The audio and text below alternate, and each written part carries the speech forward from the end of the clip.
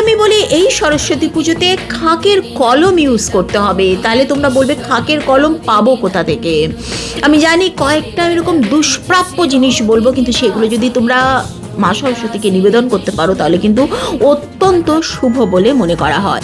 এক খাঁকের কলম দশকর্মার দোকানে কিন্তু পাওয়া যাচ্ছে, একটু ট্রাই করো, সেটা মা সরস্বতীর পায়ে নিবেদন করবে পুজো। এই দোয়াত আমরা তো এখন আর কালি পেনে লিখি না, কিন্তু যদি তোমরা দোয়াতের মধ্যে আলতা ভরে তার মধ্যে খাঁকের কলম দিয়ে মা সরস্বতীকে দেবে এবং পুজো হয়ে যাওয়ার পর সেই দোয়াতের থেকে আলতাটা তোমরা তিলক করে পরে নেবে, সেটা কিন্তু সরস্বতী পুজোতে ছাত্রছাত্রীদের জন্য অত্যন্ত মঙ্গল।